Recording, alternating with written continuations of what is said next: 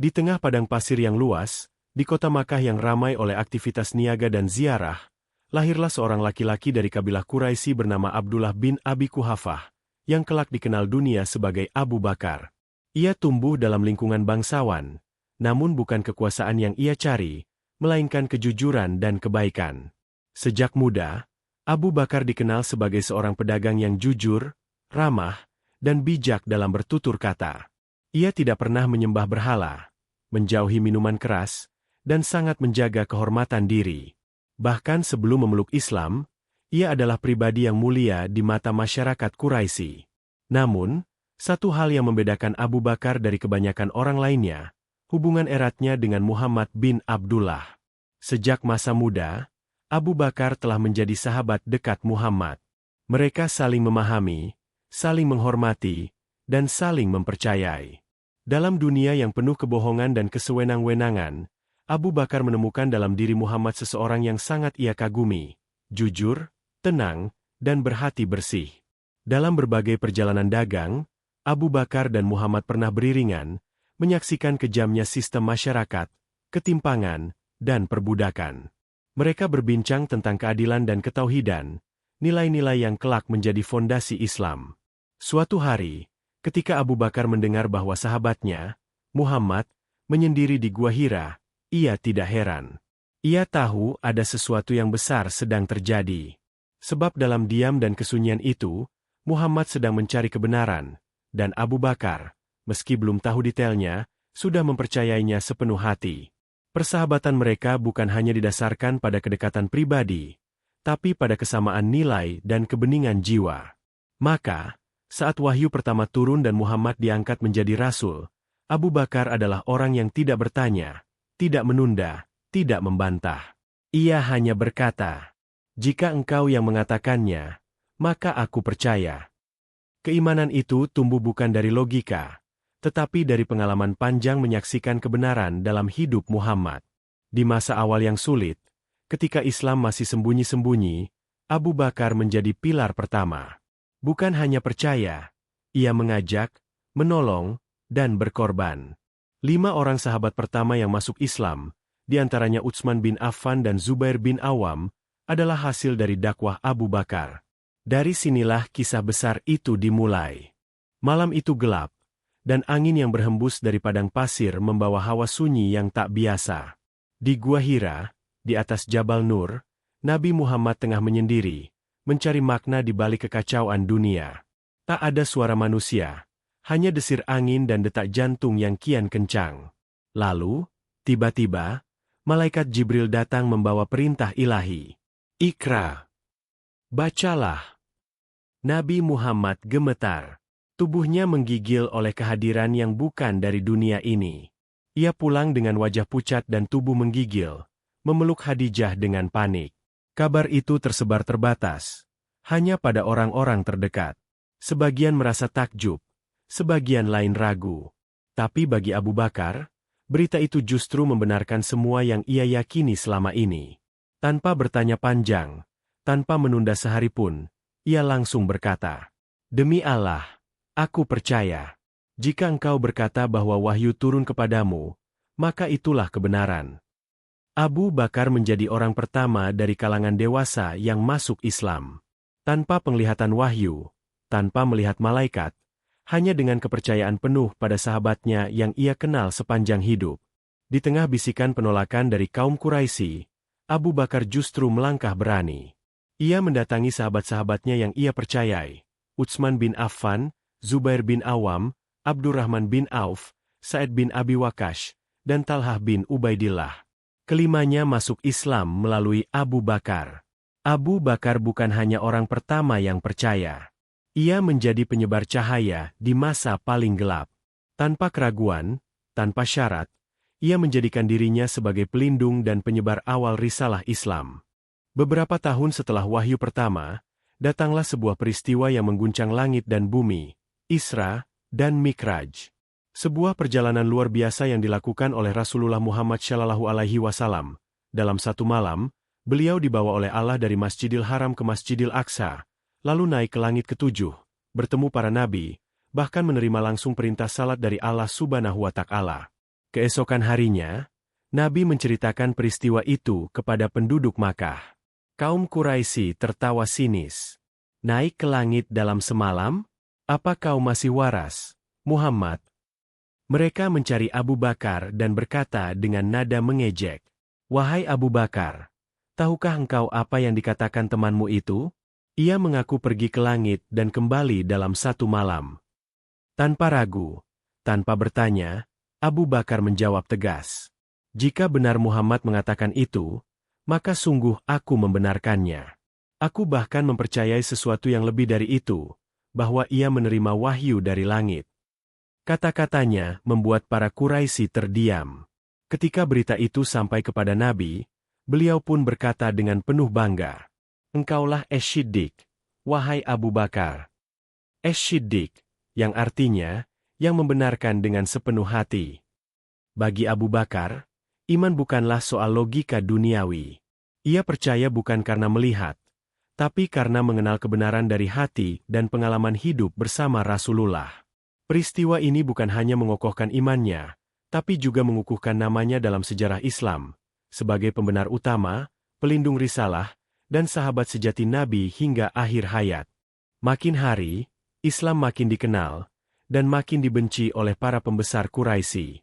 Para pengikut Nabi mulai mengalami penyiksaan, dipukul, dijemur di tengah terik padang pasir, bahkan dibakar.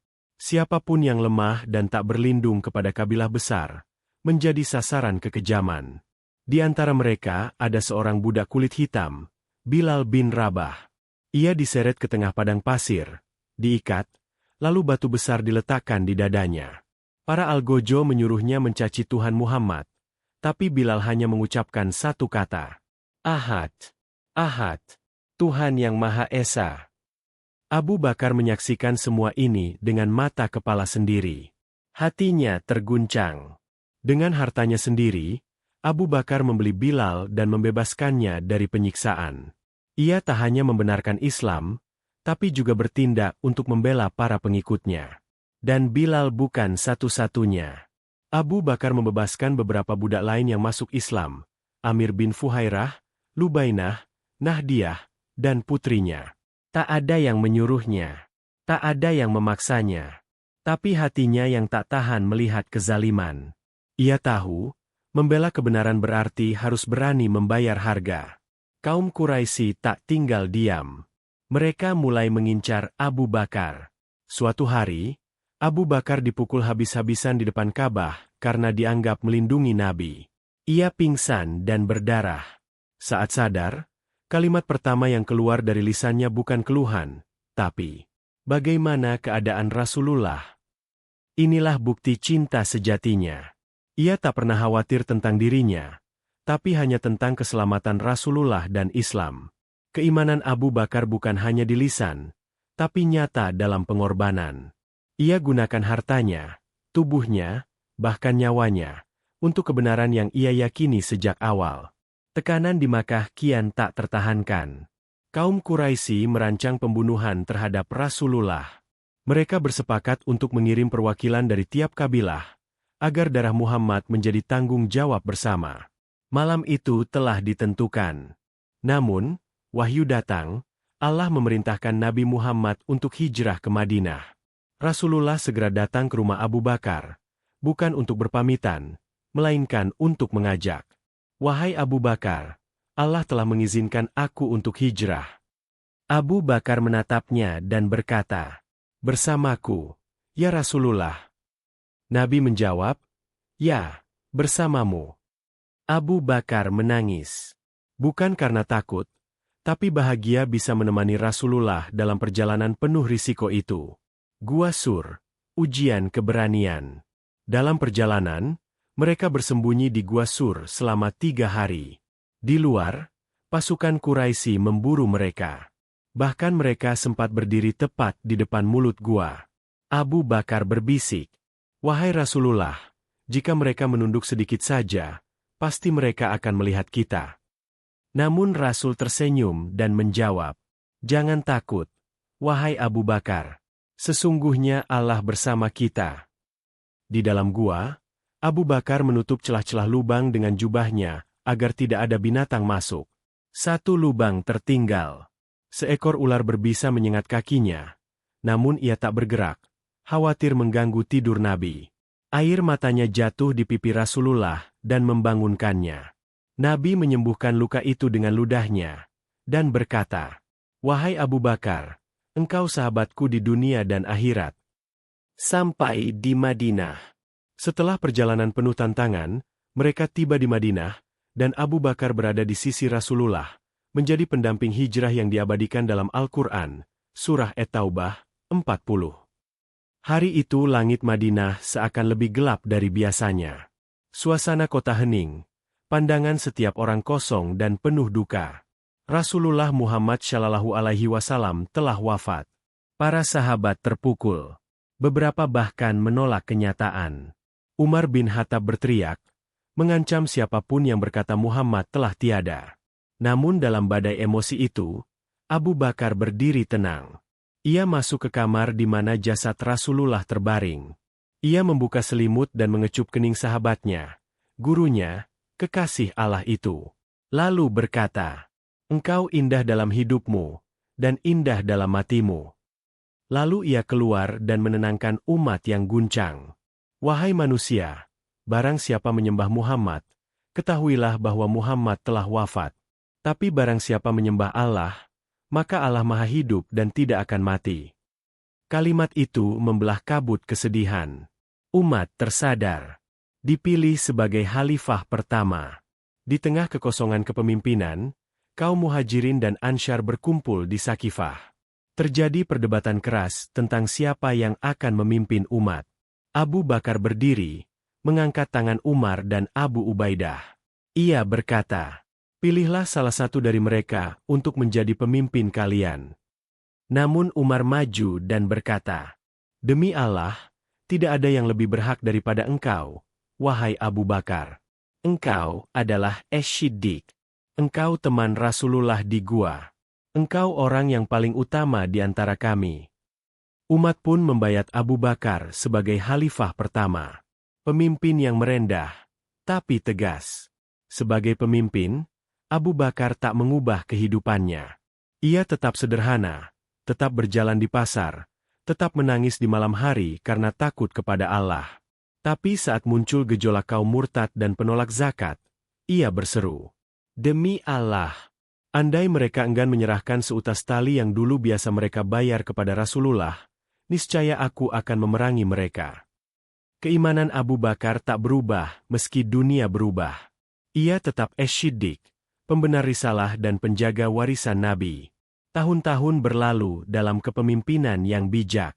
Di bawah Abu Bakar, kaum muslimin kembali kuat. Fitnah berhasil dipadamkan, zakat kembali ditunaikan, dan negeri-negeri mulai merasakan keadilan Islam. Namun tubuh renta Asy-Syiddiq mulai melemah. Dalam sakitnya, Abu Bakar masih memikirkan umat. Ia menunjuk Umar bin Khattab sebagai calon penerus, bukan karena ia sahabat dekat, tapi karena tanggung jawab untuk memastikan umat tetap di jalan yang benar. "Ya Allah, aku telah memilih yang terbaik menurut pandanganku. Engkau Maha Mengetahui." Saat kematian menjemput. Di hari-hari terakhir, Abu Bakar tetap salat di masjid, tetap tersenyum kepada orang-orang, tetap bersedekah, meski tubuhnya tak lagi kuat. Ketika ajal datang, ia hanya ingin dibaringkan di samping sahabatnya, Rasulullah Shallallahu Alaihi Wasallam. Dan disitulah ia beristirahat, di kamar Aisyah, yang kini menjadi makam Rasulullah, Abu Bakar, dan kelak Umar. Warisan seorang Asy-Syiddiq. Abu Bakar tidak meninggalkan istana, tidak meninggalkan harta, tapi ia meninggalkan keteguhan iman, keberanian membenarkan kebenaran meski dunia menolak, dan cinta yang tidak pernah goyah kepada Rasulullah dan Allah Subhanahu wa Ta'ala. Julukan Asy-Syiddiq bukan hanya miliknya. Dengarkan, rasakan, renungkan. Hanya di Titik 3 Channel, tempat di mana kisah, iman, dan makna bertemu.